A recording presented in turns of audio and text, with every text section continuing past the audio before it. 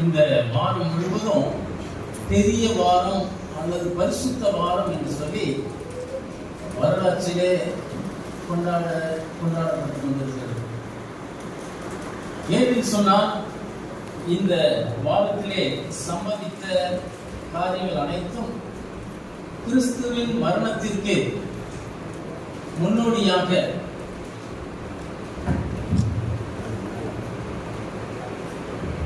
நடந்தது என்பதை நாம் எல்லாரும் அறிந்திருக்கிறோம்.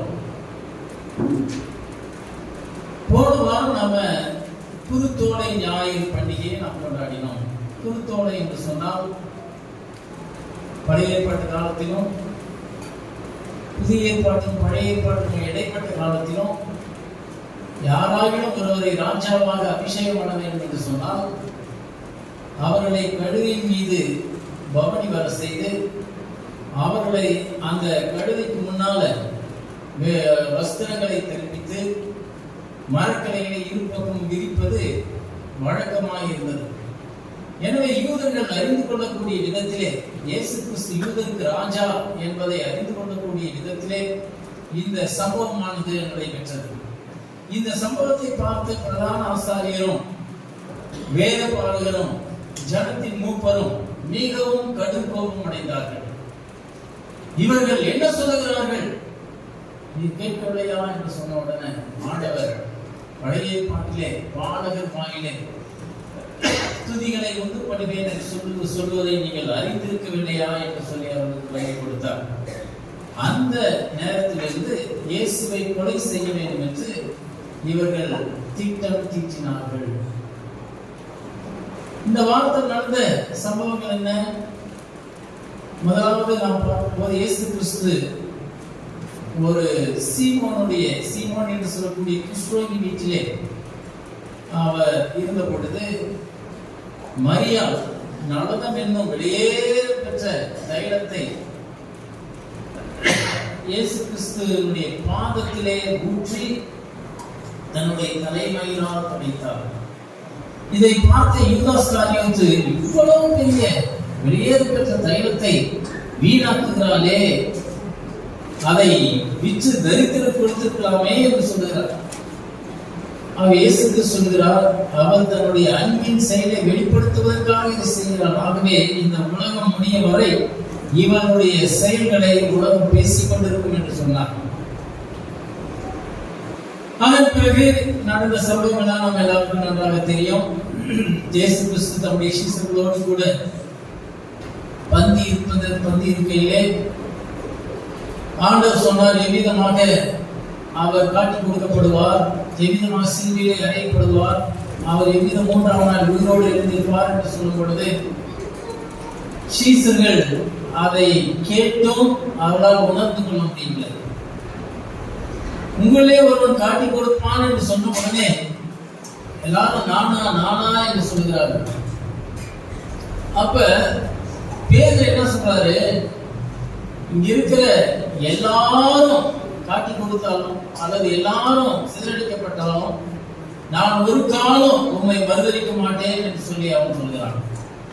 அப்ப ஆண்டவர் சொல்றாரு, இன்று சேவல் கூறுவதற்கு முன்னர் 3 தடவை என்னை மறுதளிப்பா என்று சொன்னார். அதன் பிறகு ஆண்டவர் தம்முடைய சீசர்களை கெத்செமனே தோட்டத்திற்கு அழைத்து செல்கிறார். அங்கே காத்திருக்கும்படியாக சொல்லுகிறார். ஒரு இடத்துல போய் ஜெபம் பண்ணுகிறார். ஆண்டவரே, இந்த பாத்திரம் என்னை விட்டு நீங்க கூடுமானால் நீங்கட்டும், என்னுடைய சித்தத்தின்படி அல்ல உன்னுடைய சித்தத்தின்படியே ஆகட்டும் என்று சொல்லி அவர் ஜெபம் பண்ணுகிறார். தமக்கு நேரிட போகிற பாடு மரணங்களை அவர் நினைவு கூர்ந்து அவர் உலகத்தில் இருக்கையில் மனிதராகவும் தேவனாகவும் இருந்ததுனால அந்த மனுஷீகத்துல அவர் அனுபவிக்க போகிற பாடுகளை அறிந்து அவர் அமிதமாய் ஜெபித்தார். ஜெபிக்கும் பொழுது அந்த வியர்வை ரத்தமாக வடிந்தது. அதன் பிறகு அவர் எழுந்து வந்தார். சீசர்களை பார்த்தார். எல்லாரும் புரட்டு விட்டு தூங்கிட்டு. இவங்களுக்கு கொஞ்சமாவது ஒரு ஆண்டவருக்கு சம்மதிக்க போகிறதை குறித்து இப்பதான் ஆண்டவர் சொன்னாரு. ஒருவன் காட்டு கொடுக்கப்படுவான்னு சொன்னாரு. போர்ச்சேவர்கள் வந்து அவரை பிடித்து எவ்விதமாய் சிலுவையை அறைவார்னு சொல்லியிருந்தாரு. இதை குறித்து அவங்க உண்மையா கவலை இருந்த தூக்கம் வருமா? யாருக்கு படித்த உடனே தூக்கம் வரும் தெரியுமா? எதை பத்தி கவலைப்படாம இருக்கிறவங்களுக்கு தான் படித்த உடனே பார்த்து தூக்குவாங்க. ஆனா குடும்ப காரியங்கள், மற்ற காரியம் நிறைய யோசனை பண்றவங்க சீக்கிரம் தூங்க மாட்டாங்க. அவங்க சொல்லுவாங்க தூக்கம் வர்றதுக்கே ரொம்ப நேரம் ஆகிடுவாங்க. ஆனா இந்த சீசர்கள் பாருங்க, இவ்வளவு சம்பவங்கள் சம்பவித்தும் படுத்த உடனே எல்லாரும் தூங்கிட்டாங்க. அப்படின்னா அவங்க சிந்தையில எதுவுமே கிடையாது. ஆண்டவர் சிலுவையில் அறையப்பட்டா என்ன, அவரை காட்டி கொடுத்தா என்ன நடந்தா என்ன, ஆண்டவர் நம்மளோடு இருக்கிற வரைக்கும் நம்மளுக்கு நன்மை செஞ்சாரு, அவர் போயிட்டாருன்னா என்ன பண்ணுவாரு, இப்படிதான் அவங்க மனுஷங்கிட்ட தான் சிந்திச்சாங்க. அதான் தோணுன்னு ஆண்டவர் பார்த்தாரு. பார்த்த உடனே 12 பேர்ல யாரை பார்த்து கேட்டாரு? 1 மணி நேரம் விழித்திருந்து ஜெபம் பண்ண கூடாதா அப்படின்னு யாரை பார்த்து கேட்டாரு? பேர்ல பார்த்து கேட்டாரு. ஏன்னா அவர் தான் சொன்னாரு, எல்லாரும் மறுதளித்தால் நான் மறுதளிக்க மாட்டேன், என்னுடைய ஜீவனையும் கொடுக்க ஆயத்தமா இருக்குன்னு சொன்ன மனுஷன் தூங்கிட்டு இருக்கிறார். அதன் பிறகு என்ன நடந்தது தெரியுமா? இயேசுவை காட்டி கொடுப்பதற்காக யூதாஸ் காரியத்து வருகிறான். யூதாஸ் காரியத்து அங்க இயேசுவை முத்தம் செய்கிறான். முத்தத்தினாலா என்னை காட்டி கொடுத்தா என்று ஆண்டவர் சொல்கிறார். உடனே பிரதான ஆசாரியர், வேத பாடகர் எல்லாரும் வந்து அவரை பிடித்துக் கொள்கிறார்கள். பிடித்த உடனே பேதுரு என்ன பண்ணாரு? பாக்கெட்ல இருந்த கத்தி எடுத்து பிரதான ஆசாரியனுடைய வேலைக்காரனுடைய காதை வெட்டிடுறோம். அந்த இடத்துல தான் வைராக்கியமே வருது. இவ்வளவு நேரம் அவருக்கு அதை பத்தி கவலை. அப்ப ஆண்டவர் என்ன செய்தாரு? கடிந்து கொள்கிறார். உன்னுடைய பட்டயத்தை உரையிலே போடு. அதன் பிறகு அந்த காதை எடுத்து, வெட்டப்பட்ட காதை எடுத்து வச்ச உடனே சுகமாயிடலாம். அதை பார்த்தாலும் இந்த பிரதான ஆசாரியரும் வேதம் பாடல் ஜனத்தின் மூப்பரும் இவர் தேவகுமார்னு விசுவாசிச்சுக்கலாம் இல்லையா? அப்பயும் அவங்களுக்கு மண்டையில இவ்வளவு அற்புத அடையாளங்களை செய்தும் அவங்க கிறிஸ்துவை சிலுவையில் அறைய வேண்டும் என்று தான் அவர்கள் வேற எதுவுமே அவங்க. சரி, இப்ப இயேசுவை சிலுவை சுமக்க சொல்லி பலவந்தப்படுத்துகிறார்கள். அதற்கு முன்பதாக இவர்களை பிரதான ஆசாரியனுடைய அரண்மனைக்கு, காய்பாவுடைய அரண்மனைக்கு விசாரிக்க சொல்கிறார்கள்.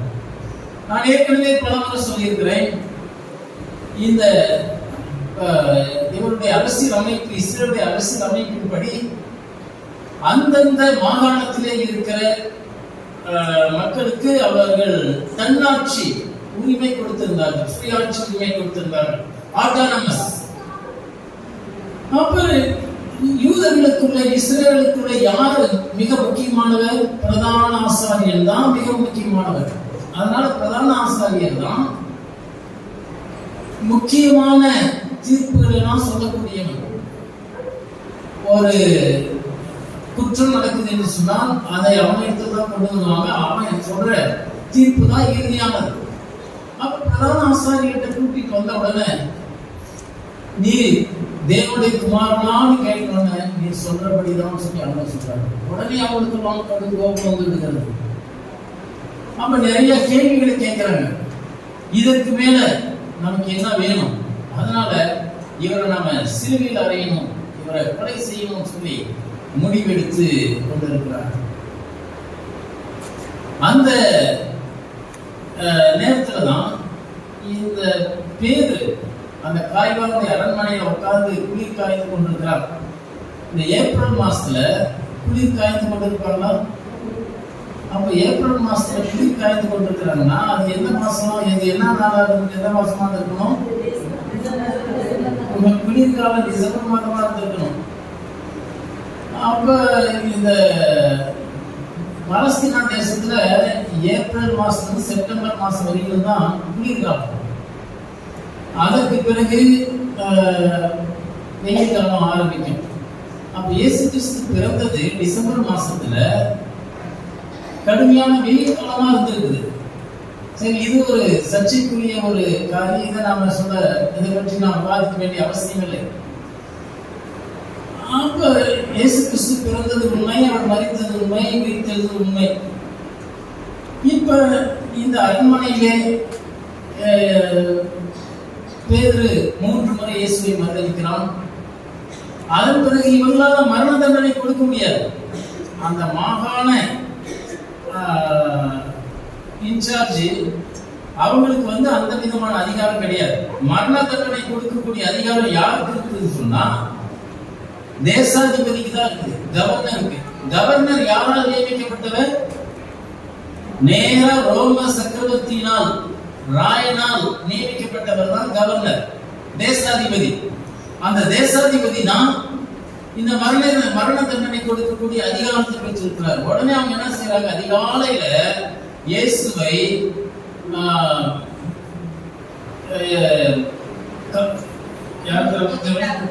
பிலாத்தின் இடத்துல அழைத்து வருகிறார்கள். பிலாத்து தான் தேசாதிபதி. அப்ப பிலாத்து விசாரிக்கிறார். பிலாத்து விசாரித்த போது அவரிடத்துல ஒரு குற்றத்தையும் காணவில்லை. பிலாத்துடைய மனைவி இதை குறித்து ஒரு கனவு காண்கிறார். பிலாத்திடத்தில் சொல்கிறார், இந்த நீதிமானை ஒன்றும் செய்ய வேண்டாம். இடத்தில் எந்த விதமான குற்றம் காணவில்லை. பிலாத்து என்ன செய்யறாரு? இதை விசாரணை கேட்ட பிறகு அவர் தண்ணீரை அள்ளி இந்த நீதிமானத்தில் எந்த குற்றத்தை காணவில்லை, ஆகவே இந்த இரத்த பலிக்கு நான் சம்பந்தப்பட்டவன் அல்ல என்று சொல்லி கை கழுவி விடுகிறார். யூதர்கள் என்ன சொல்கிறார்கள்? இந்த இரத்த பலி எங்கள் மேலும் எங்கள் பிள்ளைகள் மேலும் இருக்கட்டும் என்று கருத்துகிறார்கள். அப்பயும் ஒரு அம்சம் கொடுக்கிறார். பண்டிகை நாள்ல யாராவது ஒருத்தர் விடுதலை பண்ணது வழக்கம். பரபாஸ் என்கிறவன் கலகத்தின் நிமித்தமாக பிடிக்கப்பட்டு குற்றவாளியாக அவன் இப்பொழுது இருக்கிறான். ஆகவே பரபாசை விடுதலை செய்யலாமா, இயேசுவை விடுதலை செய்யலாமா என்று சொன்னா, இயேசுவை சிலுவையிலேயும் பரபாசை விடுதலை செய்யும் சொல்லி பயங்கரமான சத்தம் போடுறாங்க. கட்டுக்கடங்காத சத்தம். இந்த சத்தத்தை கேட்ட உடனே இவரு சரி நமக்கு என்ன அந்த பாடம்னு சொல்லி அவங்க கையில இயேசுவை. இந்த இடத்துல யோசித்து பாருங்க, இந்த பிலாத்து இயேசு நீதிமான் என்று அறிந்திருந்தும் அந்த இடத்துல தீர்ப்பு செய்திருக்கலாம் இல்லையா? இவரு குற்றமற்றவர், இவரை கொலை செய்யப்படக்கூடாது என்று சொல்லியிருந்திருக்கலாம். ஆனாலும் அவர் அதை செய்யல. நன்மை செய்ய அறிந்திருந்தும் செய்யாமல் போனால் பாவமாகும் என்று சொல்லப்பட்டிருக்கிறது. ஆகவே அவன் நல்லவனாக இருந்தான், ஆனால் அந்த காரியத்தை செய்யவில்லை. காரணம் என்னவென்றால் அது தேவனுடைய முன்னறிவின்படி, தேவன் நியமித்தபடி அவர் மரிக்க வேண்டும். ஆகவே இவர் மரணத்துக்கு ஒப்பு கொடுத்து விட்டார். அதே சமயத்தில் இன்னொரு லூக்கா என்ன சொல்கிறாருன்னு சொன்னா, கலிலேயாவில் தொடங்கி எருசலேம் வரை இவர் தேவகுமாரன் என்று பிரசங்கித்தார் என்று சொன்ன உடனே இவர் கலிலேயாவுக்கு உட்பட்டவர் என்று அறிந்து, கலிலேயாவில் யார் பொறுப்பாளராக இருந்தது? ஏரோது. இது ஏரோதுக்கு உட்பட்டவர் அப்படின்னு சொல்லி ஏரோதுக்கு அனுப்புறார். ஏரோது போய் விசாரிக்கிறார். ஏரோதும் விசாரிச்சுட்டு அவர் மேல எந்த குற்றத்தையும் காணவில்லை. சிவப்பங்கி அவர் மீது போர்த்தி யூதருக்கு ராஜாவை எழுதி மறுபடியும் அவர் என்ன செய்யறாரு? பிலாத்தின் இடத்திலேயே அனுப்பி வைக்கிறார். எவ்வளவு அலங்கரிக்கப்படுறார் பார்த்தீங்களா? ஒரு குறையும் ஒரு பாவம் செய்யாத கிறிஸ்து பிரதான ஆசாரியராலும் பிலாத்தினாலும் ஏரோதினாலும் மீண்டும் பிலாத்தினாலும் விசாரிக்கப்பட்டு அதன் பிறகு சிலுவிலே அறைவதற்கு ஒப்படைக்கப்படுகிறார். அப்படி ஒப்பு கொடுத்த போதுதான் இப்ப அவரை கன்னத்தில் அறைந்தார்கள், காரி தூப்பினார்கள், அவரை இகழ்ந்து பேசினார்கள். சிலுவையை, பாரமான சிலுவையை கொல்கதா மலை வரை அவர் தூக்கி சுமந்தார். கடுமையான வெயில்ல அவர் தூக்கி சுமந்தார். யோசித்து பார்க்க இந்த துன்பங்கள், இந்த பாடுகள், இந்த உபத்திரவங்கள் எதற்காக ஆண்டவர் அனுபவித்தார்?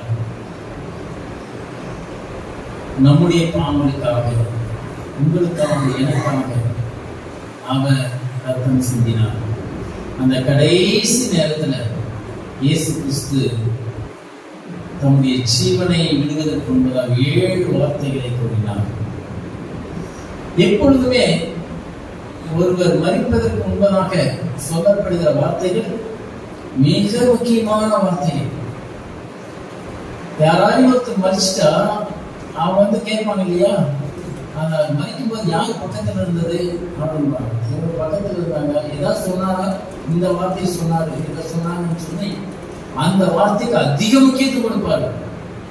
மரிப்பதற்கு முன்பதாக ஒரு மனிதன் பேசுகிற வார்த்தையே அவ்வளவு முக்கியமானதாக இருக்குமானால், வானத்தையும் பூமியும் அண்ட சராசரங்களையும் படைத்த தேவாதி தேவன், கர்த்தாதி கர்த்தா, ராஜாதி ராஜாவாக இயேசு கிறிஸ்து கடைசியாக மொழிந்த 7 வார்த்தைகள் எவ்வளவு முக்கியத்துவம் வாய்ந்தவர்கள் என்பதை நாம் யோசித்துக் கொள்ள வேண்டும். அந்த 7 வார்த்தைகளும் 7 பொன்னான வார்த்தைகள், 7 முத்தான வார்த்தைகள். அந்த வார்த்தைகளை நாம் நடந்தோம் நாம் தியானித்துக் கொண்டிருக்கிறோம். இன்றைக்கு 7 சகோதரர்கள் இந்த 7 வார்த்தைகளை தியானித்திருக்கிறார்கள். தயவு செய்து இந்த 6 மணி வரை வெளியே போவது, உள்ள வர்றது, இந்த நோவா பேடையில் இருக்கிற காக்கா எப்படி உள்ளேயும் வெளியும் வந்துச்சோ, என் கண்களில்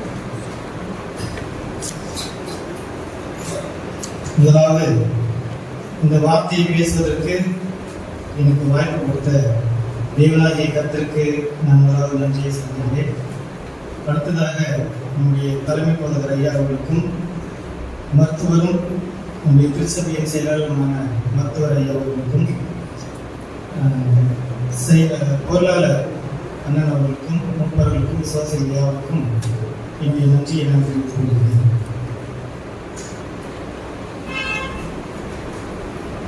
முதலாவது இந்த சிலுவை அப்படிங்கிற காரியத்தை குறித்து நான் உங்களுக்கு சிறிது நான் பகிர்ந்து கொள்ள ஆசைப்படுகிறேன்.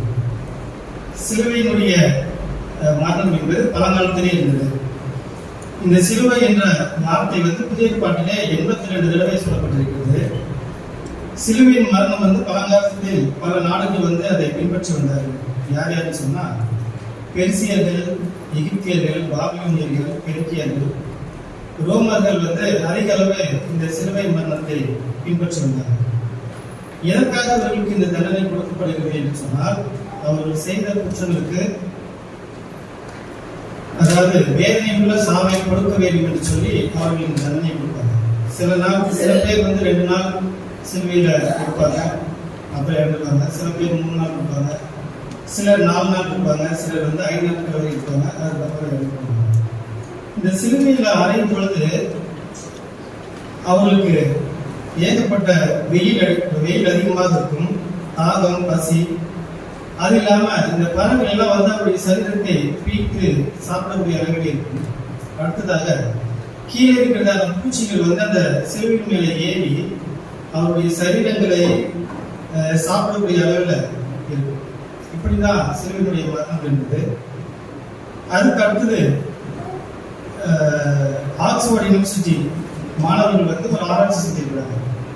என்ன அப்படின்னு சொல்லி சொன்னா, சிலுவையை இயேசு கிறிஸ்து சுமந்தார் இல்லைங்களா, அந்த சிலுவையினுடைய எடை எவ்வளவு, அவருடைய உயரம் எவ்வளவு, எத்தனை அடைகள் அவருக்கு கொடுக்கப்பட்டிருக்கு அப்படின்னு சொல்லி ஒரு ஆராய்ச்சி கொடுத்துருக்காங்க. இயேசு கிறிஸ்து சுமந்த சிலுவையின் எடை 150 கிலோ. அதனுடைய நீளம் 15 அடி, அகலம் 8 அடி. சரீரத்தில் அறையப்பட்ட ஆணியின் நீளம் 8 அங்குலம், அகலம் 3/4 அங்குலம். கிட்டத்தட்ட இந்த சைஸ்ல இருக்கு. 8 அங்குலம் நீளம் அகலம் 3/4 அங்குலம். இந்த சைஸ்ல தான் அவருடைய சரீரத்திலையும் அவருடைய காலிலையும் அவருடைய கைகளிலையும் அறையப்பட்ட ஆணியுடைய நீளம். அடுத்தது இயேசுவை பற்றிய வீரம் அவர் 5 அடி 11 அங்குலம். அவருடைய இடம் 85 கிலோ இருக்கலாம் அப்படின்னு சொல்லியிருக்காங்க. அடுத்தது இயேசு கிறிஸ்து பட்ட பாடலையும் சொல்லியிருக்காங்க. என்ன அப்படின்னா, இயேசு கிறிஸ்து சுமந்து நடந்து வந்தபோது 3 முறை தடுமாறி கீழே விழுந்தார். சிலுவையை சுமந்து வரும்பொழுது 3 முறை தடுமாறி கீழே விழுந்தார். அடுத்தது 17 மணி நேரம் தண்ணீர் இல்லாமல் அவர் அவதிப்பட்டார்னு சொல்லி சொல்லியிருக்காங்க. அடுத்தது அவருடைய சரீரத்தில் மொத்தம் 5450 காயங்கள் இருந்தது. அடுத்தது 150 ஆழமான காயங்கள் அவருடைய முதுகில் இருந்தது. அவருடைய தலையை கிழித்து 17 முட்கள் உள்ளே சென்றன. அவருடைய தலையில முன்பீட வச்சாங்க இல்லைங்களா, அதுல 17 முட்கள் கிழித்து அவருடைய தலைக்குள்ள சென்றது. அவருடைய உடலில் இருந்து 6.5 லிட்டர் ரத்தம் வெளியே வந்துவிட்டது. இப்படிப்பட்ட தருவாயில இயேசு கிறிஸ்து சிலுவையில் இருக்கும்போது முதல் வார்த்தையாக அவர் பேசுகிறார். லூக்கா 23:34. அப்பொழுது இயேசு, பிதாவே, இவர்களுக்கு மன்னியும், நாங்கள் செய்கிறது என்னதென்று அறியாதிருக்கிறார்களே என்றார். அவருடைய வசனங்களை அவர்கள் வைத்து சீட்டு போட்டார்கள். பாருங்க, பிதாவே இவர்களுக்கு மன்னியும், தாங்கள் செய்கிறது இன்னதென்று அறியாதிருக்கிறார்கள். யார் இவர்கள் அப்படின்னு பார்த்தோம்னு சொன்னா, இவர்கள் என்ன குற்றம் செஞ்சாங்க, இயேசு கிறிஸ்து ஏன் இவர்களை மன்னியும் அப்படின்னு சொல்றாரு அப்படின்னா, லூக்கா 22:63. இயேசுவை பிடித்துக் கொண்ட மனுஷர் அவரை பரியாசம் பண்ணி அடித்தார்கள். யார் மன்னிப்பு சொல்றாரு அப்படின்னு சொன்னா, பரியாசம் பண்ணி அடித்தவர்கள். ஒரு சிலர் நம்மளுக்கு கேவலமா பேசிட்டாங்கன்னு சொன்னா, நம்ம கிட்ட எவ்வளவு கோபம் இருக்குமோ, எவ்வளவு கோபமான வார்த்தைகள், அசிங்கமான வார்த்தைகள் இருக்குதோ அதெல்லாம் திட்டுவோம். அடிச்சுட்டாங்க அப்படின்னு சொல்லி சொன்னா அவங்க தலைமுறை வரைக்கும் அவருக்கு நம்ம சாப்பிட்டு. ஆனா இந்த இடத்துல ஆண்டவராகிய இயேசு கிறிஸ்துவ பரியாசம் பண்ணி அடிக்கிறாங்க. அடிக்கும்பொழுது அவர்களுக்காக ஆண்டவர் என்ன சொல்றாரு, இவர்களுக்கு மன்னியும் அப்படின்னு சொல்லி சொல்றாரு. சில நேரங்கள்ல நம்முடைய வாழ்க்கையில இப்படிப்பட்ட மன்னிப்புங்கிற பூ நமக்கு போகவே போகாது. சிலருக்கு நாட்கள் ஆகலாம், சிலருக்கு பல வாரங்கள் ஆகலாம், பல மாதங்கள் ஆகலாம், பல வருடங்கள் ஆகலாம். சிலருக்கு எத்தனை வருஷம் ஆனாலும் மன்னிக்கக்கூடிய அந்த சுபாவம் அவங்க இருக்காது. சிலர் பரம்பரையான கோபதாபங்களை கொண்டுட்டு வருவாங்க. அந்த பரம்பரையில எங்க தாத்தா இந்த மாதிரி இருந்தாரு, இவங்களுக்கு இந்த மாதிரி அடிச்சிட்டாங்க, எங்க தாத்தா சொத்தெல்லாம் போயிட்டாங்க அப்படின்னு சொல்லி, அதனால இவங்க பேசுறதுக்கு எனக்கு மனசு இல்லை அப்படின்னு சொல்லி நம்ம சொல்லுவோம், மனிதர்கள் சொல்வார்கள். ஆனால் அப்படிப்பட்ட நிலைமையில ஆண்டவர் அடிச்சு துன்பப்படுத்தி உயிர் போகின்ற தருவாயில் இருக்கும் பொழுது அவர் முதலாவது வார்த்தை என்ன சொல்றாரு, இவர்களுக்கு மன்னியும் அப்படின்னு சொல்லி சொல்றாரு.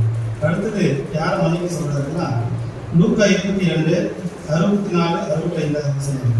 அவருடைய கண்களை கட்டி அவருடைய முகத்தில் அறைந்து, உன்னை அடித்தவன் யார், அதை ஞான கிறிஸ்துவினால் சொல்லு என்று அவரை கேட்டது அன்றி மற்றும் அநேக கிருஷ்ண வார்த்தைகளையும் அவருக்கு விரோதமாக சொன்னார்கள். இதுல என்ன பண்றாங்க, அவருடைய கண்களை கட்டிட்டாங்க, அவருடைய முகத்துல ஓங்கி அறையிட்டாங்க. அறையும் போது என்ன சொல்றாங்க, உன்னை அடிச்சவன் யாருன்னு சொல்லி என்ன பண்ணு, உன்னுடைய ஞானதிருஷ்டினால சொல்லு அப்படின்னு சொல்லி சொல்றாங்க. அடுத்தது அது இல்லாம என்ன பண்றாங்க, அநேக தூஷண வார்த்தைகளையும் சொல்லி திட்டாங்க. அவர் என்ன பண்ணாரு, என்ன பாவம் பண்ணாரு, இதற்காக இந்த மாதிரி எல்லாம் பண்றாங்க. அதாவது காட்டுல பார்க்கும்போது மிருகங்களை வேட்டையாடும். ஆனா உலகத்துல பார்க்கும் பொழுது மனித மிருகங்கள் ஒரு மனிதனை வேட்டையாடி கொண்டிருந்த சம்பவம் தான் இந்த சிலுவையினுடைய சம்பவம். அப்ப இந்த இடத்துல இயேசு கிறிஸ்து என்ன சொல்றாரு, தன்னுடைய கன்னத்துல அறிந்தவங்களையும் தன்னை அநேக தூஷண வார்த்தைகளால் திட்டினவங்க என்ன பண்றாரு, இவர்களுக்கு மன்னியும் அப்படின்னு சொல்றாரு. அடுத்தது லூக்கா 23:10. பிரதான ஆசாரியரும் வேதபாரகரும் அவர் மேல் பிடிவாதமாய் குற்றம் சாட்டிக் கொண்டே நின்றார்கள். அடுத்தது இங்க என்ன பண்றாங்க, பிரதான ஆசாரியரும் வேதபாரகரும் அவர் மேல் பிடிவாதமாய் குற்றம் சாட்டிக் கொண்டே நின்றார்கள். அதாவது ஒரு குழந்தை ஒரு பொருளை கேட்டு பிடிவாதம் படிக்கிற மாதிரி இந்த வேதபாரகரும் பரிசேயர்களும் என்ன பண்றாங்க, பிடிவாதம் பிடிக்கிறாங்க. பிடிச்சிட்டு பேசிட்டு நிக்கல, பிடிவாதமாய் குற்றம் சாட்டிக் கொண்டே நின்றார்கள், பேசிக்கிட்டே இருக்கிறாங்க. அவருக்கு அவங்க நினைக்கக்கூடிய சிலுவையினுடைய தண்டனையை கொடுக்கிற வரைக்கும் அவங்க என்ன பண்றாங்க, பிடிவாதமாய் அவருக்கு தண்டனை கொடுக்கணும்னு சொல்லி குற்றம் சாட்டிக் கொண்டே நின்றார்கள். இவர்களுக்கு இயேசு கிறிஸ்து என்ன சொல்றாரு, இவர்களுக்கு பார்த்து மன்னியும் என்று சொல்கிறார். அடுத்தது லூக்கா 23:25 படிக்க வேண்டாம். பரபாசை விடுதலை செஞ்சு என்ன பண்ணுங்க, இயேசு கிறிஸ்துவை சிலுவையில் அறைங்க அப்படின்னு சொல்றாங்க. அப்ப பரபாஸ் வந்து கலகம் பண்ணி கொலை செஞ்சு தேவையில்லாத பிரச்சனைகளை உண்டாக்கி அவரை என்ன பண்றாங்க, சிறையில் வச்சிருக்கிறாங்க. ஆனா அவரை கூட என்ன பண்ணிடுங்க, விடுதலை பண்ணிடுங்க. ஆனா இயேசு கிறிஸ்துவை என்ன பண்ணுங்க, சிலுவையிலே அறைய வேண்டும் என்று கேட்டுக்கொண்டார்கள். அப்ப இந்த இடத்துல பிலாத்து என்ன பண்றாரு, இயேசுவையோ அவர்கள் இஷ்டத்துக்கு ஒப்பு கொடுத்து நீதிக்கு புறம்பாக தீர்ப்பு வழங்கி அவர்கள் இஷ்டத்துக்கு இயேசுவை ஒப்பு கொடுத்தார். பையன் சொன்ன மாதிரி பிலாத்து நினைச்சிருந்தா அவர் என்ன பண்ணிருக்கலாம், அவர்கிட்ட எந்த குற்றமும் காணல, அதனால இவர் விடுதலை பண்ணிடலாம்னு சொல்லிட்டு இருக்காங்க. ஆனா அவர் நீதிக்கு புறமா என்ன பண்றாங்க, மக்களுடைய கூக்குரல்கள் அதிகமாக இருப்பதனால அவரை வந்து அவருடைய இஷ்டத்துக்கு ஒப்பு கொடுத்துட்டார். நீ என்ன வேணா பண்ணிக்கலாம்.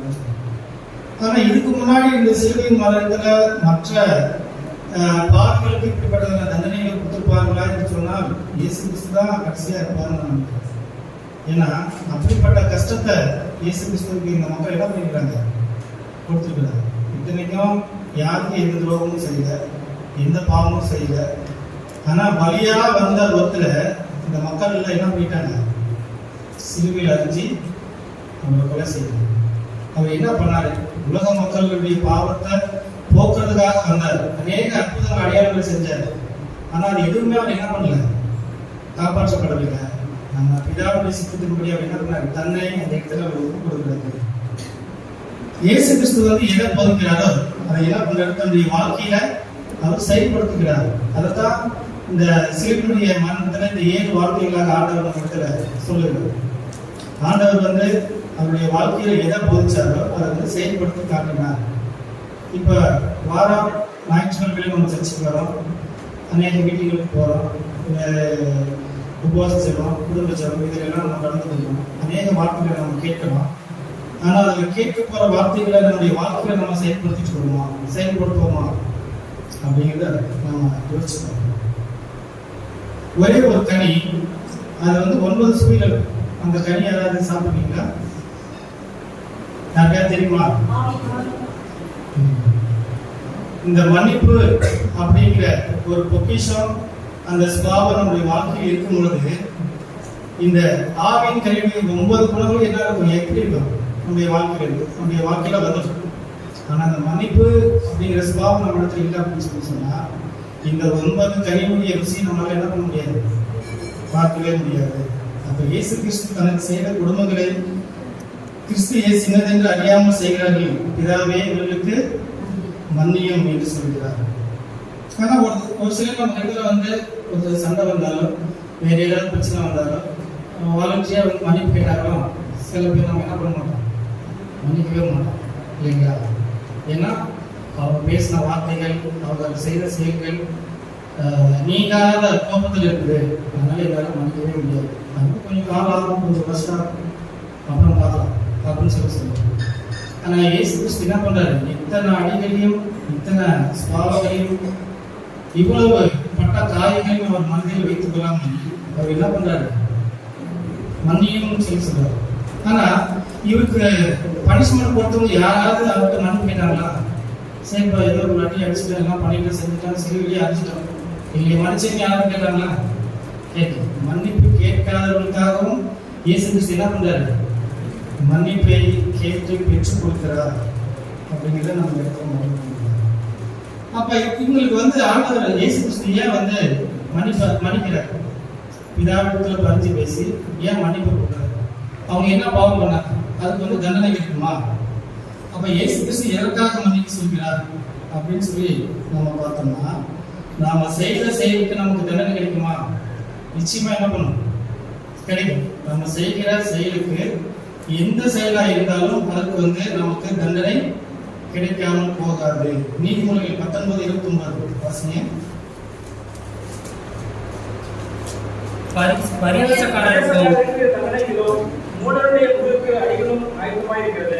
பக்கத்துல பாருங்க, பரியாசக்காரனுக்கு தண்டனைகள் ஆயத்தமாயிருக்கும் அப்படின்னு சொல்லி சொல்லுது. அப்ப இந்த இடத்துல என்ன பண்றாங்க, முதலாவது இயேசு கிறிஸ்து என்ன பண்றாங்க, பரியாசம் பண்ணி அடிச்சாங்க. இந்த இடத்துல பரியாசக்காரனுக்கு என்ன தண்டனை கிடைக்கும்? தண்டனைகள் வந்து ஆயுதமா இருக்கும் அப்படின்னு சொல்லி வேத வசனம் சொல்லியிருக்கிறது. லேவியராகமம் 24:14 வரைக்கும் வாசிக்கும் பொழுது அந்த இடத்துல ஒருத்தர் என்ன பண்றான், ஆண்டவர் வந்து தூசிட்டு நின்றுட்டு பேசுகிறான். அப்படி பேசும்போது இஸ்ரேல் மக்கள் என்ன பண்றாங்க, அவனை பிடிச்சி போய் மோசைக்கிட்ட ஒப்படைச்சு இந்த மாதிரி ஆண்டவரை வந்து இவன் தூசிக்கிறான் அப்படின்னு சொல்லும் போது ஆண்டவர் வந்து என்ன பண்றாரு, மோசையை வந்து என்ன பண்றாரு, ஆண்டவர்கிட்ட கேட்கிறாரு. அப்ப அவன் தூசிக்கும் போது யாரெல்லாம் கேட்டாங்களோ அவங்க எல்லாம் என்ன பண்ண, அவங்களை கூட்டிட்டு போய் பாளையத்துக்கு புறம்பே தள்ளி யார் பேசினாங்களோ அவங்க தலைமையில என்ன பண்ணுங்க, கையை வைங்க, கையை வச்சு என்ன பண்ணுங்க, அவனை கல் எடுத்து கொண்டு போடுங்கள் அப்படின்னு சொல்லி 14-14 வரைக்கும் இந்த வசனம் சொல்றாங்க. அப்போ ஆண்டவரை நிந்தித்து தூசித்து பேசினா அவங்களுக்கு என்ன பண்ணுவோம், கல் எடுத்து அவர்களே கொல்லப்பட வேண்டும் அப்படின்னு சொல்லி பழையப்பட்ட சொல்றது. அடுத்தது ஆண்டவர் வந்து இயக்கத்தில் ஐஸ்வர்யம் உள்ளவர் அப்படிங்கிறது நம்ம உலகத்தில் வாசிக்கிறோம். நாம என்ன பண்ணாலும் ஆண்டவர் மன்னிக்கிறதுனாலதான் இன்னைக்கு உலகத்துல மக்கள் இன்னும் வாழ்ந்து கொண்டிருக்கிறாங்க இல்லைங்களா? அப்ப நம்ம செய்த தவிர்க்க அப்போதே நமக்கு தண்டனை கிடைத்தா இந்த உலகத்துல ஒருவர் என்ன பண்ண மாட்டாங்க, கேட்கவே மாட்டாங்க. ஆனா ஆண்டவர் இறக்கத்துல ஐஸ்வர்யம் உள்ளவர் தான். ஆனா தப்பு செய்யறவங்கள அவர் என்ன பண்ண மாட்டாரு, தண்டிக்காம விடவே மாட்டாரு. அதனாலதான் இயேசு கிறிஸ்து இந்த இடத்துல என்ன பண்றாரு, தன்னை நிந்தித்தவர்களுக்காகவும் பரியாசமானவர்களுக்காகவும் அச்சங்களுக்காகவும் தூசண வார்த்தையை பேசுனவர்களுக்காகவும் பிடிவாதமாக குற்றம் சாட்டப்பட்டவர்களுக்காகவும் என்ன பண்றாரு, மன்னிக்க சொல்லி சொல்கிறாரு. அடுத்தது தானியேல் 6:24 வாசிக்கும் பொழுது வாசிங்க. தானியேல் 6:24. தானியேலின் மேல் குற்றம் சாட்டின மனுஷரையோ என்றால் ராஜா சொல்வார் சொன்னான், அவர்களையும் அவர்கள் குமாரரையும் அவர்கள் மனைவிகளையும் சிங்கங்களின் கெதியிலே போட்டார்கள். அவர்கள் கெதியின் நடுவே சேர்த்துனே சிங்கங்கள் அவர்களில் பாய்ந்து அவர்கள் எட்டுகளில் எல்லாம் பெருகி போட்டது. இந்த இடத்துல என்ன பண்றாங்க, தாவீது மேல தேவையில்லாம குற்றம் சாட்டினார்கள். குற்றம் சாட்டும் பொழுது அவர்கள் என்ன பண்றாங்க, குகையில இந்த சிங்கம் குகையில எடுத்து அவங்கள போட்டுருவாங்க. தேவையில்லாம அநியாயமா குற்றம் சாட்டும் பொழுது அவங்க என்ன பண்றாங்க, தண்டிக்கப்படுகிறார்கள். அப்ப இந்த இடத்துல வந்து குற்றவாளிகளை தண்டிக்கிற ராஜாவை மாத்திரம் கிடையாது, தன்னுடைய மக்களை யாராவது ஒருத்தர் அநியாயமா குற்றம் சொல்லி அவர்களை தண்டிக்கிறார்கள் அப்படின்னு சொன்னா அவர்கள் என்ன பண்றாரு, ஆண்டவரே அவர்களே தண்டிக்கிறார் என்பதை நம்ம அறிந்து போகக்கூடாது. நம்மை மாத்திரமல்ல நம்முடைய குடும்பத்தையும் சேர்த்து அவர் என்ன பண்ணிக்கிறார், தண்டிக்கிறார். அடுத்தது வந்து லூக்கா 17:3 வாசிக்கும் பொழுது லூக்கா 17:3 உங்களை குறித்து எச்சரிக்கையாயிருங்கள். உன் சகோதரன் உனக்கு விரோதமாய் குற்றம் செய்தால் அவனை கடிந்துகொள். அவன் மனஸ்தாபப்பட்டால் அவனுக்கு மன்னிப்பாயாக. பாருங்க, நம்ம சகோதரன் வந்து நமக்கு விரோதமா குற்றம் செஞ்சுட்டு நாம வந்து அவனை கடிந்து கொள்றோம். அதுக்கப்புறம் அவன் மனஸ்தாபப்பட்டா நம்ம என்ன பண்ணணும், மன்னிக்கணும். மன்னிப்புமா, இப்ப நம்ம குடும்ப சொத்துன்னு சொல்லி இருக்கோம். இந்த குடும்ப சொத்துல 2 அண்ணன் சேர வேண்டிய பாகம் இருக்கும். அதை எல்லாவற்றையும் சேர்த்து தம்பியை கழிவு பண்ணிட்டார். அண்ணன் சும்மா விடுவாரா, கொலை செய்ய கூட என்ன பண்ண மாட்டாரு, தயக்க மாட்டார். ஆனா அப்படிப்பட்ட நிலைமையில் இருக்கும் போதும் அவன் மனஸ்தாபப்பட்ட நீ என்ன பண்ணிடு, மன்னிச்சு விட்டு. ஆனா ஒரு சில நாட்கள் ஒரு சில வேலைகளை இந்த பூர்வம் நம்ம இடத்துல நம்ம மனசுலயே நம்ம எதிர்த்து என்ன பண்ணாது, பூக்கவே பூக்காது. ஆனா இயேசு கிறிஸ்து இந்த இடத்துல என்ன சொல்றாரு, அவன் மனஸ்தாபப்பட்டா அவனுக்கு என்ன பண்ணிடு, மன்னிச்சு விட்டு அப்படின்னு சொல்லி சொல்றாங்க. அடுத்தது யோவான் 20:23 எவர்களுடைய பாவங்கள் மன்னிக்கிறீர்களோ அவைகள் அவர்களுக்கு மன்னிக்கப்படும், எவர்களுடைய பாவங்களை மன்னியாதிருக்கிறீர்களோ அவைகள் அவர்களுக்கு மன்னிக்கப்படாதிருக்கும் என்றார்.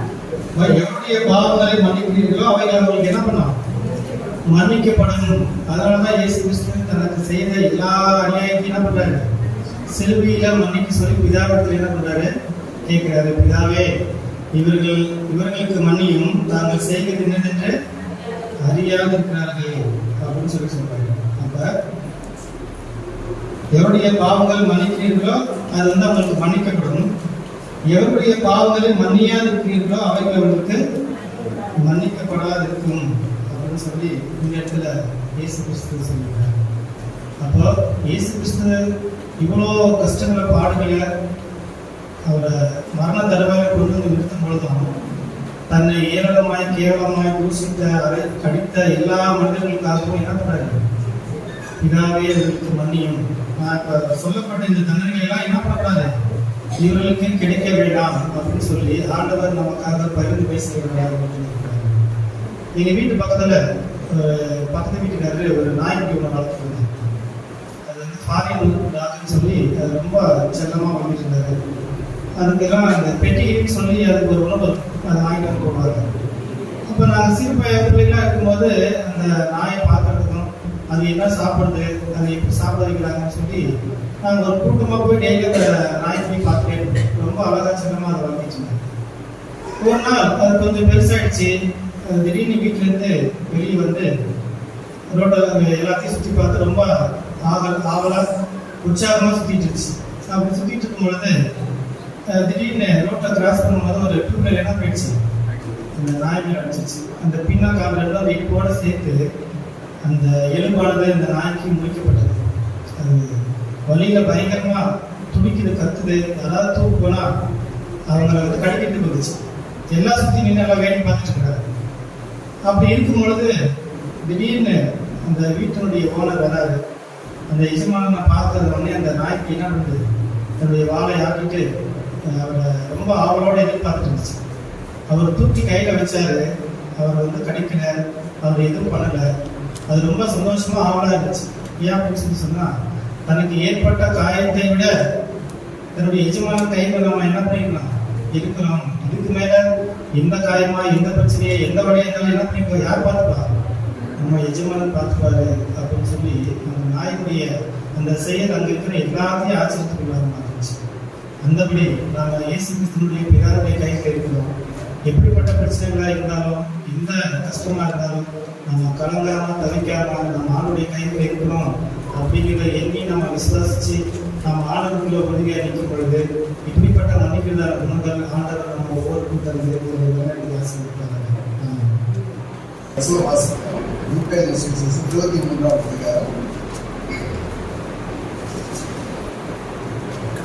43. இயேசு அவனை நோக்கி, இன்றைக்கு நீ என்னோட கூட பரதேசில் இருப்பாய் என்று மெய்யாகவே உனக்கு சொல்கிறேன் என்றார். இயேசு அவனை நோக்கி, இன்றைக்கு நீ என்னோட கூட பரதேசி இருப்பாய் என்று மெய்யாகவே உனக்கு சொல்கிறேன். இயேசு கிறிஸ்து சொன்ன அருமையான 2வது வார்த்தை. அதுக்கு முன்பதாக நான் இன்னைக்கு வரவ பார்த்தேன். நான் உட்கார்ந்தேன். என்னை சுற்றி இருக்கிறவங்க எல்லாருமே பிளாக் ட்ரெஸ் போட்டுருக்காங்க. பார்த்து அந்த இடத்துல உட்காருங்க. ஏன்னா இது வந்து ஒரு துக்க நாள் நினைக்கிறோம். யூதர்கள் வந்து 2 நினைச்சாங்க. ஒரு மனுஷன் ராஜாவா ஆகுனா 2 காரியம். ஒன்று வந்து அவர் கழுதை மேல உட்காரினா அவங்க நாட்டில் வந்து கழுதை தான் முக்கியம். கழுதை மேல உட்காரமே ராஜாவாக நியமித்தார்கள். 2வதாக அவனுக்கு தன்னுடைய வஸ்திரங்களை போட்டார்கள். 2 இருந்தாங்க இவருடைய ராஜா. ஆனா அன்னைக்கு இயேசு கிறிஸ்து ராஜா பிளாத்தின் இடத்துல போயிருக்காங்க. நிறைய கூட்டம் சேர்றப்ப அந்த யூதர்களுக்கு மட்டும் ராஜாவா ஆயிருப்பாரு. ஆனா அவர் சிலுவையிலே தான் வெற்றி சிறந்தார். அதனால அந்த உலகத்துக்கே ராஜாவாக. அதனால யாரும் பிளாக் ட்ரெஸ்மே போடாதீங்க. இது துக்க நாள் கிடையாது. இது ஒரு சந்தோஷமான நாளாக நம்ம அனுசரிக்கிறோம். சரி, வாசித்த வேத பகுதி பார்ப்போம். லூக்கா 23:44 சிலுவையில இயேசு கிறிஸ்துவினுடைய 2 கல்வர்கள், அதாவது கபாலஸ்தலத்திலே 2 கல்வர்கள் சிலுவையிலே அறையப்பட்டார்கள். மொத்தம் இயேசுவோடு சேர்ந்து 3 பேர். இயேசு வலதுபுற ஒருத்தர், இடதுபுற ஒருத்தராக. இதுல 2வது கல்வன் சொல்றான். அவன் தான் இந்த வார்த்தையை சொன்னது. அதுக்கு 42வது வசனம். இயேசு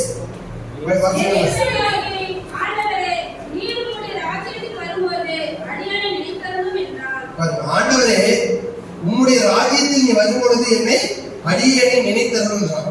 அப்ப இந்த 2 கல்வர்கள் ஃபர்ஸ்ட் பார்த்தீங்கன்னா 2 பேருமே இயேசுவை திட்டுறவங்களா தான் இருக்காங்க, நிந்திக்கிறவங்களா தான் இருக்காங்க. ஆனா ஒருத்தவங்க இயேசுவிட கருணை பெறுகிறவங்களா இருக்கிறார். ஆனா 2 பேருமே ஆரம்பத்துல பார்த்தீங்கன்னா ஆரம்ப கட்டத்துல இயேசுவை நிந்திக்கிறவர்களா தான் இருந்தாங்க. இந்த சம்பவம் எல்லாம் நம்ம நினைக்கிறோம் ஏதோ எதேச்சையாக நடந்தது. இயேசு கிறிஸ்து வந்தாரு, உலகத்துல அற்புதங்கள் செய்தாரு, அதனால இவங்க சிலுவையில் அழித்தாங்க. இதுவே நம்மள எதாச்சாவே நடந்ததாக நம்ம நினைக்கிறோம். ஆனா இது இயேசு கிறிஸ்து பிறப்பதற்கு 700 ஆண்டுகளுக்கு முன்பாகவே ஏசியா தீர்க்கதரிசி மூலமாக உரைக்கப்பட்டது நிறைவேறிய அந்த 53வது அதிகாரம் ஏசியா 3 படிங்கள. அவர் அசைக்கப்பட்டவர்களும் மனுஷரால் புறக்கணிக்கப்பட்டவர்களும் துக்கம் நிறைந்தவர்களும் பாடு அனுபவத்துமாய் இருந்தார். அதே 5 படிக்க பாதி. நம்முடைய நீதியின் நிமித்தம் அவர் காயப்பட்டு நம்முடைய அக்கிரமங்களின் நிமித்தம் அவர் நொறுக்கப்பட்டார். 12 படிங்க. அவர் நம்முடைய ஆத்துமாவை மரணத்தில் ஊற்றி அக்கிரமக்காரர்களில் ஒருவராக எண்ணப்பட்டு அக்கிரமக்காரர்கள் அப்பயே இது 700 ஆண்டுகளுக்கு முன்பாகவே இயேசு கிறிஸ்து அக்கிரமக்காரர்கள் ஒருவராக எண்ணப்பட்டார் அப்படின்னு வேதத்துல தீர்க்கதரிசி உரைக்கப்பட்டது போல இது நடைபெற்றது. இந்த வார்த்தை இயேசு என்னுடைய ராஜ்யம் இன்றைக்கு என்னுடைய ராஜ்யம் என்னது அவருடைய பரதேசில் இருப்பாய் என்ற வார்த்தை என்னன்னா மீட்பின் வார்த்தையாக இருக்கிறது. இது ஒரு ரட்சிப்பின் வார்த்தை. ஏன்னா ஆரம்பத்துல மார்க்கு சுவிசேஷம் 15:32 வாசிங்களேன். இன்னும் 2 கல்லூரிகள் இருப்பது 2 பேருமே ஆண்டவரை நிந்திக்கிறவர்களாக இருக்கிறார்கள். மார்க் 15:32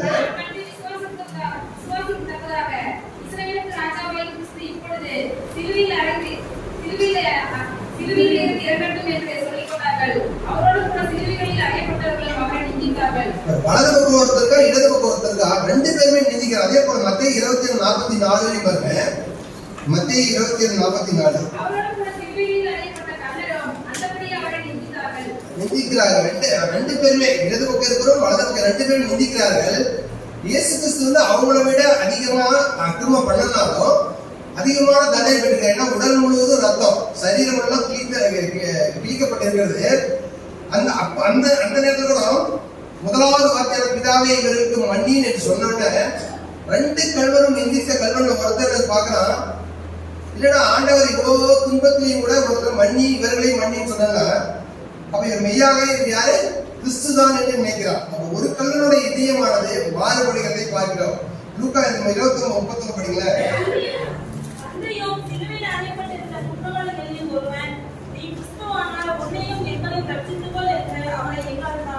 ஒருத்தன் இகழ்கிறதை பார்க்கிறோம். இந்த முதல் வார்த்தை சொல்லி ஒருத்தன் இகழ்கிறான். இன்னொரு என்ன செய்யறான்னா ரட்சிப்பின் சந்தோஷத்தை ஆயத்தப்படுத்திக் கொள்கிறார். தன்னுடைய ரட்சிப்பின் சந்தோஷத்தை 2 பேருமே நிந்திக்கிறத ஒருத்தன் இகழ்கிறான். ஒருவன் ரட்சிப்பின் சந்தோஷத்தை ஏற்படுத்த ஆயத்தப்படுத்திக் கொண்டிருக்கிறான். 40 படிங்கள.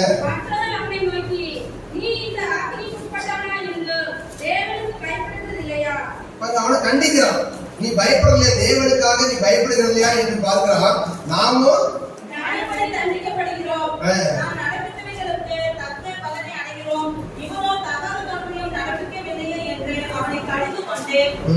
கழிந்து கொள்றான். இப்ப 2வது மனுஷன் 2வது கல்வன் கழிந்து கொண்டு அப்புறம் இயேசு சொல்ற ஆண்டவரே நீ உன்னுடைய ராஜ்யத்தில் இருக்கும் எனக்கு ஒரு இடத்தை கொடுங்க. எவ்வளவு ஒரு அதிசயமான இது பாருங்க. ஒரு கொஞ்ச நேரத்தில் ஆண்டவர் நாம் பெற்றுக் கொள்கிறான். அப்ப அவன் பெற்றுக் கொள்கிறதுக்கான காரணம் என்ன, அதை குறித்து நம்ம பார்க்க போறோம். ஒரு 3 காரியத்தை பார்க்கலாம். எப்படி அவன் இயேசு கிறிஸ்துவிடத்துல இருந்து ராஜ்யத்தை பெற்றுக் கொண்டான் என்று. முதலாவது அவன் கற்றுக்கொண்டது தேவ பயம். லூக்கா 21:39 படிச்சோம். 39:40 ஒரு கல்வன் இகழ்கிற போது இன்னொரு கல்வன் என்ன தேவனிடத்துல தெய்வ பயத்தோட இருக்கிறான். பாருங்க உலகத்துல இப்ப நம்மளோட உலகம் எப்படி இருக்குன்னா பாவம் நிறைந்த உலகம். நம்ம என்ன பண்றோம், பாவத்தை பால் போல நிறைய பருகிறோம். இப்படி நம்ம உடம்புல பாவம் அதிகமாக என்ன பண்றோம், நம்ம பாவத்தை குறித்து நம்ம கவலையக்கூடாது. தெய்வ பயம் இருந்தாலும் நம்ம பாவத்துக்கு பயப்படுவோம். தெய்வ பயமே இல்லாத நம்ம வாழ்க்கை ஓடிக்கொண்டிருது. ஆனா இது 2வது கல்வனுடைய இது பாருங்க. தெய்வம் ஆண்டவர் சொன்ன அந்த வார்த்தை பிதாவே மன்னின்னு சொன்னோன்னு அவன்கிட்ட மேன்மையான ஒரு தெய்வ பயம் அவன்கிட்ட இருக்குது. அதான் அவன்கிட்ட முதலாவது மேன்மையான ஒரு ஆசீர்வாதம், கர்த்தருக்கு பயப்படுகிற பயம். அப்ப கர்த்தருக்கு பயப்படுகிற பயம் என்னன்னா அதுதான் நம்ம ஆசீர்வாதத்தை கொண்டு வரதா இருக்குது. அதான் கிருபை தருகிறதா இருக்கிறது. சங்கீதம் 115:13 படிக்கல. சங்கீதம் 115:13 பாருங்க. கர்த்தருக்கு பயப்படுகிற பயம், கர்த்தருக்கு பயந்தாதான் அது பெரியவனாதான் பரவாயில்ல, சிறியவனாதான் பரவாயில்ல, அவரை ஆசீர்வதிக்கும் தேவனா இருக்கிறார். அதே போல சங்கீதம் 103:17 படிக்கல. சங்கீதம் 103:17. யாருக்கு கிருபை கிடைக்கும்? கர்த்தருடைய கிருபையோ அவருக்கு பயந்தவருக்கு மேலும். கர்த்தருக்கு பயந்தாதான் அவர்களுக்கு கிருபையே கிடைக்கும். ஏன்னா நீங்க நம்ம நீதிமொழி 8:13 படிங்க. நீதிமொழிகள் 8:13. தீமையை வெறுப்பதை கர்த்தருக்கு பயப்படுகிற பயம். அப்ப கர்த்தருக்கு பயப்படுகிற பயம் வருங்க நமக்கு ஆசீர்வாதத்தை தருகிறதா இருக்கிறது, கிருபையை தருகிறதா இருக்கிறது. தீமையை வெறுப்பதுதான் கர்த்தருடைய பயம். தீமையில என்னென்ன வெறுக்கணும் அப்படின்னா பெருமை, அகந்தை, இந்த தீய வழிகளை தான் பயந்து ஓடும். அது நம்ம கிட்ட இருக்கக்கூடாது. அதுதான் கர்த்தருக்கு பயப்படுகிற பயமா இருக்கிறது. ஏன்னா ஆதியாகம புத்தகம் படிக்க வேண்டாம். யோசேப்பை பற்றி பார்க்கிறோம். போத்திபார் வீட்டிலே அவன் தவறு செய்கிற ஒரு சூழ்நிலை காணப்படுகிறான். அப்ப என்ன சொல்றாங்க? தன் தேவனுக்கு விரோதமாக நான் பாவம் செய்யணும் என்று என்ன பண்றான்? தன் வஸ்திரத்தை கட்டிவிட்டு ஓடுகிறதை பார்த்து அதுதான் தெய்வ பயம் என்கிறது. அதனாலதான் யோசேப்பு வந்து ஆண்டவர் உயர்த்தினார். இந்த கல்வன் கொலைகார எல்லாமே இருந்தாலும் கூட தெய்வ பயம் ஒருத்தனுக்கு இல்லை. ஆனா இன்றைக்கு இயேசுவை பார்த்து தெய்வ பயம் இருக்கிறது. பயம் உண்டாயினா முதலாவது அந்த அற்பத்தை பெற்றுக்கொள்வதுன்னா தெய்வ பயம் அவனத்தில் இருந்த 2வது கல்வனுக்கு. அதனாலதான் நான் அந்த ராஜ்யத்தை பெற்றுக் கொண்டான். இரண்டாவதாக லூக்கா 23:41 படிங்களேன். இயேசு அவனை நோக்கி 41. நாமும் நியாயப்படி தண்டிக்கப்படுகிறோம். நாம் நடப்பித்தவைகளுக்கு தக்க பலனை அடைகிறோம். இவரோ தகாத ஒன்றை நடப்பிக்கவில்லையே என்று அவனை முதலாவது அவனுக்கு கிடைக்கிறது தேவ பயம். இரண்டாவது அவன் தன் குற்றத்தை உணர்கிறவனாய் இருக்கிறான். அவன் என்ன சொல்ற? நாமோ நியாயப்படி தண்டிக்கப்படுகிறோம், நாம் நடத்துபவர்களுக்கு பலனை அடைகிறோம். ஆனா இவரோ தகாத ஒன்றை நடப்பிக்கவில்லை என்று தன் குற்றத்தை உணர்கிறவனாய் இருக்கிறான். தன் குற்றத்தை உணர்ந்து மாத்திரமில்ல மனம் திரும்பதை பார்க்கிறோம். சில பேர் நிறைய பேர் நம்ம பாவம் செய்யறோம், குற்றம் செய்யறோம், தவறுகள் செய்யும் பொழுது அந்த குற்றத்தை வந்து உணர்றதே இல்லை. அல்ல ஒரு சில நல்லவங்க மனஸ்தாபப்படுகிறோம். ஐயோ அவனுக்கு தீமை செய்து விட்டேன் என்று மனஸ்தாபப்படுகிறோம். ஆனா மனம் திரும்புறவங்க மனம் திரும்புறதில்லை. ஆனா இந்த இரண்டாவது கல்வி என்ன பண்ணா முதலாவது தன் குற்றத்தை உணர்ந்தவனா இருக்கிறான். அது மனம் திரும்பினான். ஏன்னா 2 சாமுவேல் புஸ்தகம் 12:13 தாவீதை குறித்து பார்க்கிறப்ப தாவீது ஒரு தவறை செய்கிறார். அப்போது நாத்தான் என்ன சொல்றார்? தீர்க்கதரிசி நீ இந்த குற்றத்தை செய்துவிட்டாய் என்று தாவீது சொல்லும் பொழுது அவன் என்ன சொல்ற? குற்றத்தை உணர்ந்தவனாய் வாசிங்க 2 சாமுவேல் 12:13.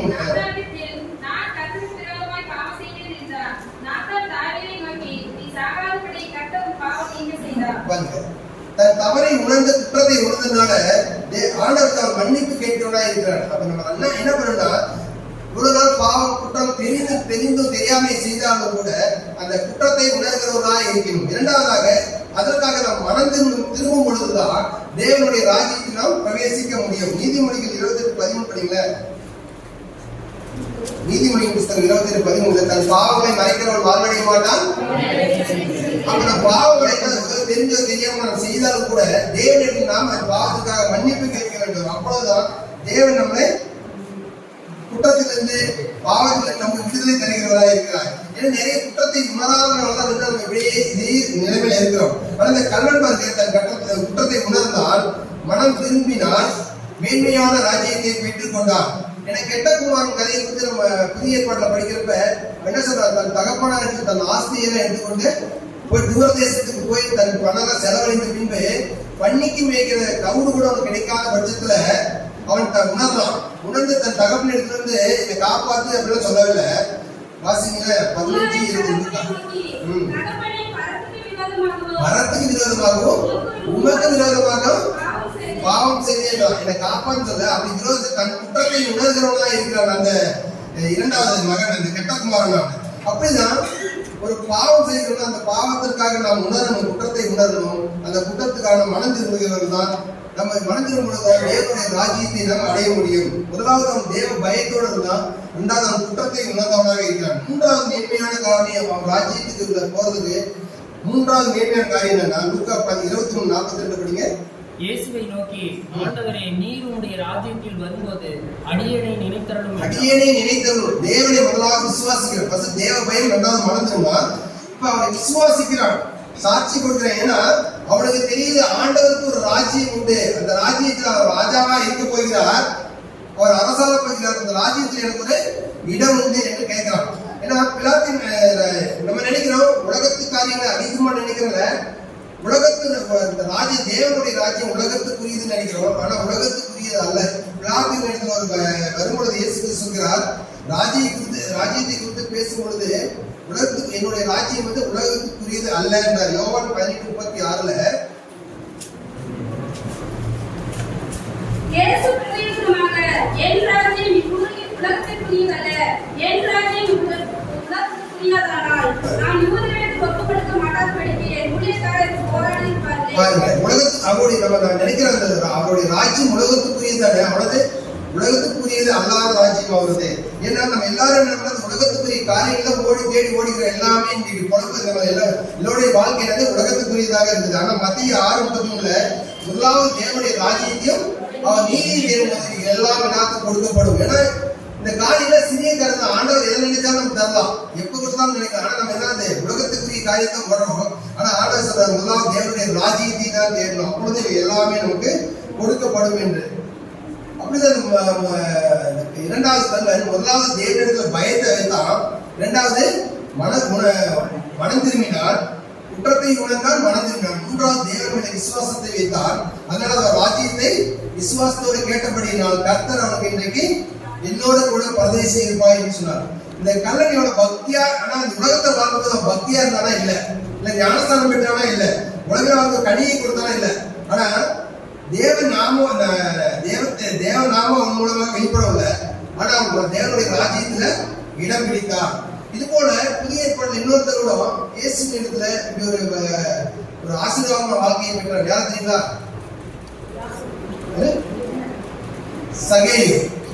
சகேயு பாருங்க, தேவன் எப்படிப்பட்டவோ என்று இயேசு கிறிஸ்து வருகிறார் என்று வருகிறார் என்னோட அவருக்கு முன்னாக ஓடி போறான். ஓடி போய் ஒரு மரத்துல ஏறான். இயேசு கிறிஸ்து இவ்வளவு பேர் கூட வந்தாலும் அவன் என்ன பாக்குறதுக்கு எவ்வளவு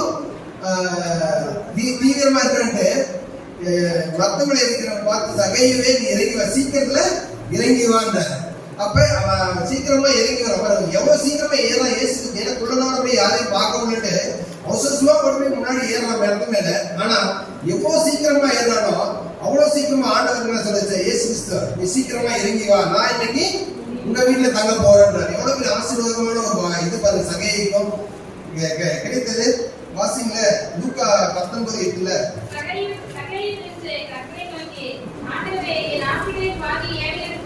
பாருங்க, ஆண்டவர் இயேசு கிறிஸ்து தன் தப்பை உணர்கிறார். பாருங்க, உணர்ந்து என்ன பண்றான் ஆண்டவரே, படிங்க, என் ஆசிரியர் பாதி ஏற்கனவே கொடுக்கிறேன், நான் ஒருவனுக்கு எதையாவது அநியாயமாய் வாங்கினது உண்டானால் நாளக்கடையாக திரும்ப செலுத்துகிறேன் என்றான். இயேசு கிறிஸ்து உள்ளத்துல வந்தோட அவன் குற்றத்தை உணர்ந்து, நான் என்கிட்ட பணம் வாங்கியிருந்தா நாளத்தனையாக தருகிறேன் என்றார். அப்ப குற்றத்தை உணர்ந்து அதுக்கான குற்றத்தை உணர்ந்து நாம் அது மனம் திரும்புகிறதாய் சகையை பார்க்கிறோம். அது 9:10 படிங்களேன்.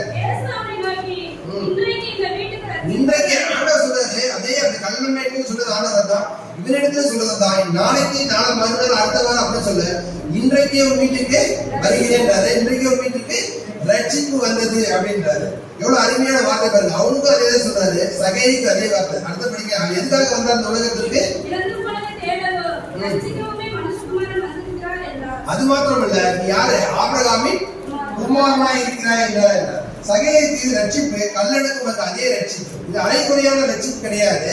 முழுவதுமாக தன் உள்ளத்தில் இருக்கிற எல்லாத்தையுமே மனம் திரும்பி ஆண்டவர்கிட்ட மனம் திரும்பினால அவர் 2 பேருமே கிடைச்சது அந்த ராஜ்யமானது. அப்ப இந்த ரட்சிப்பு யார் யாருக்கு கிடைக்குன்னா, நம்ம நினைக்கிற எல்லாத்துக்குமே இந்த உலகத்துல எல்லாத்துக்குமே ரட்சிப்பானது ஆண்டவர்கள் யார் யாரும் அவங்களுக்கு கிடைக்கும். பட் நிறைய பேர் என்ன நினைக்கிறாங்கன்னா, ரட்சிப்பு வந்தா ஆண்டவர் பரலோகம் கொடுத்தாரு. இல்ல சில பேர் என்ன நினைக்கிறாங்கன்னா, இந்த கல்வன் மாரி கடைசி நேரத்துல நம்ம ஆண்டவர்கள் பாவங்களை செய்யலாம், கடைசி நேரத்துல ஆண்டவர்கள் பாவம் பண்ணிட்டு நம்ம பரலோக ராஜ்யத்துக்கு சென்றலாம் அப்படின்னு நினைக்கிறாங்க. இது கண்டிப்பா இது தவறானதாக இருக்குது. ஏன்னா கல்வனுக்கு ஆண்டவர்கள் கிடைச்சது, ஆண்டவரோட எந்த கிடைச்சது. நம்மளுடைய வாழ்க்கையில கடைசி நேரம் எப்படி தெரியாது. ஏன்னா இன்னைக்கு இருக்கிற உலகத்துல நம்ம எந்த நேரத்துல மறிக்கிறோம்னு தெரியாது. திடீர்னு ரோட்ல போறாங்க, மறிக்கிறோம், எதிரோ செய்யறோம். ஆனா நம்ம கல்வனை போல நம்மளும் கடைசி நேரத்தில் மாற நினைக்காது. ஏன்னா ஆண்டவர் கூட நமக்கு நிறைய கற்றுக் கொடுத்திருக்கிறார். என்னன்னா நாம் எப்படி ரட்சிக்கப்பட வேண்டும், அப்படி எப்படி வேற நம்ம வார்த்தைகளை நமக்கு படிக்கிறதுக்கு வார்த்தைகள் தெரிகிறார், வேதம் இருக்கு, எல்லாத்தையும் கற்றுக் கொடுத்து கல்வனை போல வாழ்க்கை கிடைக்க தயவுசெய்து நினைக்க வேண்டாம். ஏன்னா நம்ம அனைத்தையும் அறிந்தாலும் கூட இயேசு கிறிஸ்து அனைத்து அறிந்தும் நம்ம பழைய மாதிரி கல்வனை போல இருக்கக்கூடாது. ஏன்னா நம்ம ஆண்டவர் நம்ம மீது அன்பாய் இருக்கிறார் என்று சொன்னால் நாம் அவருடைய கற்பனைகளை கை கொள்வர்களாக இருக்கும். யோவான் எழுதின சுவிசேஷம் 14:15 போயிடுங்க. யோவான் 14:15 பாருங்க. இயேசுவோட கற்பனைகளை நாம் அவர் அன்பாய் இருக்கிறார் என்றால் அவருடைய கற்பனைகளை கை கொள்வர்களாக இருக்கும். 1 யோவான் 2:4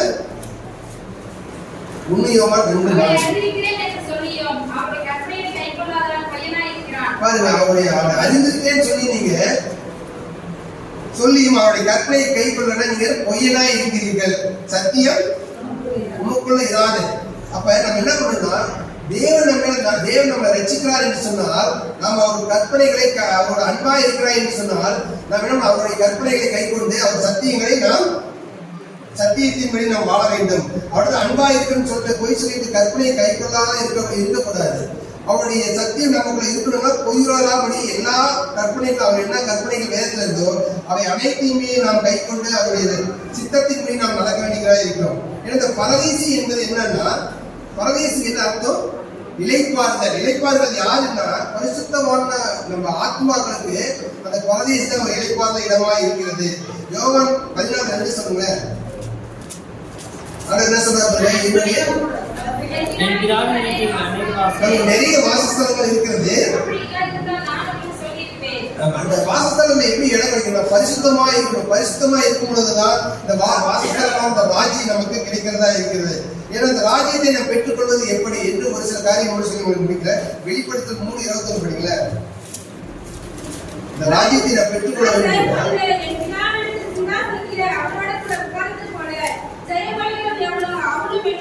நாம் இந்த உலகத்திலே ஜெயம் கொண்டால் மாத்திரம்தான் இந்த பிதாவினுடைய ராஜ்யத்தில் நாம் இடம் பிடிக்க முடியும். அப்ப ஜெயம் கொள்வது இந்த உலகத்துல இப்ப இருக்கிற உலகத்துல நாம் ஜெயம் கொள்வதுனா எப்படின்னா, முதலாவது உலகத்திற்கு நாம் ஜெயிக்க வேண்டும், இரண்டாவது மாமிசத்தில் இருந்து ஜெயிக்க வேண்டும், மூன்றாவது பிசாசின் இடத்துல ஜெயிக்க வேண்டும். இந்த 3 காரியம் ஜெயிக்கும் போதுதான் இந்த தேவனுடைய ராஜ்யத்தில் நம்ம இடம்பெற முடியும். உலகத்திலிருந்து ஜெயிக்கிறது என்னங்க அப்படின்னா, உலகம் நமக்கு பின்னாடி எப்பயுமே உலகம் நமக்கு பின்னாடிதான் இருக்கணும். உலகம் நம்ம முன்னாடி இருக்கக்கூடாது. உலகம் நம்ம முன்னாடி இருந்துச்சுன்னா நாம் ஜெயம் பெறவே முடியாது. இயேசு கிறிஸ்து மத்தேயு 6:21 சொல்றாரு, உன் பொக்கிஷம் எங்கேயோ அங்கேதான் உன் இருதயம் இருக்கும். நம்ம உலகத்துல பொக்கிஷன் இடத்தை தேடி வச்சா தேவனை பார்க்க மாட்டாங்க, பொக்கிஷனை தான் பார்த்துட்டு இருக்கோம். அப்ப பொக்கிஷன் அந்த உலகத்தை நம்ம பின்னாக வைக்கணும், முன்னாக வைக்க கூடாது. ஏன்னா உலகத்துக்குரிய காரியங்களை நம்ம எப்படி வெற்றி பெறுதுன்னா, உலகத்துக்குரிய காரியம் என்ன? திட்டிருப்பாங்க, பணம், பதவி, பட்டம், இது எல்லாமே முதலாவது பின்னாக வைக்கணும்.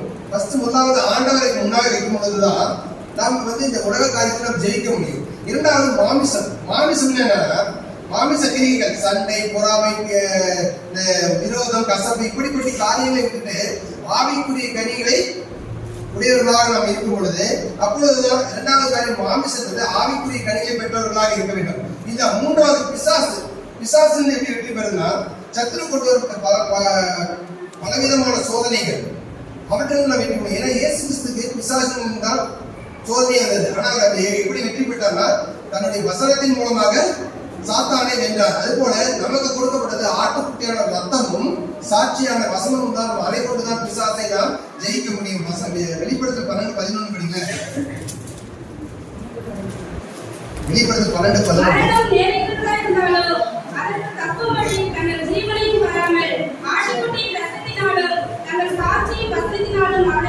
பிசாசை ஆட்டுக்குடியின் ரத்தத்தினாலும் சாட்சியினாலும் வெற்றி பெற முடியதா இருக்கிறது. அப்ப இந்த பரதேசியான வாழ்க்கை யாருக்கு வசனம்னா, என்ன வசனம்னா வெளிப்படுத்தல் 2:7 யாருக்கு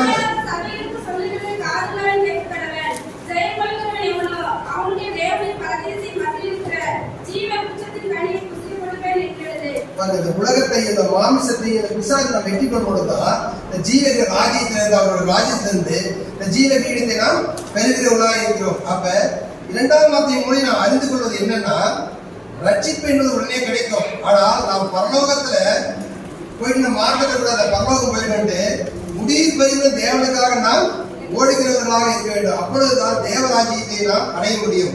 கல்லனுடைய குணாதிசயம் பாருங்க, தேவனுக்கு பயந்தால் இரண்டாவதாக குற்றத்தை உணர்ந்தான், அதில் அறிக்கையிட்டான், மூன்றாவது கர்த்தரை விசுவாசித்தான். அப்பொழுதுதான் அவனுக்கு அந்த தேவனுடைய ராஜ்யம் அவனுக்கு கிடைக்கப்பட்டது. அப்ப நாமும் கூட தேவ சமூகத்தில் முழுவதுமாக அர்ப்பணித்து நம்மை சுத்திகரித்து ஒவ்வொரு நாளும் நம்ம பரிசுத்தப்படுத்தும் பொழுது அந்த தேவனுடைய ராஜ்யம் தான் பிரவேசிக்கும். அதற்கு தேவன் தாமே அருள் செய்வார்கள் என்று சொல்லி இந்த வார்த்தையை முடிக்க தேவன் தாமே எங்கள் ஒவ்வொருவரையும் ஆசீர்வதிப்பார்கள்.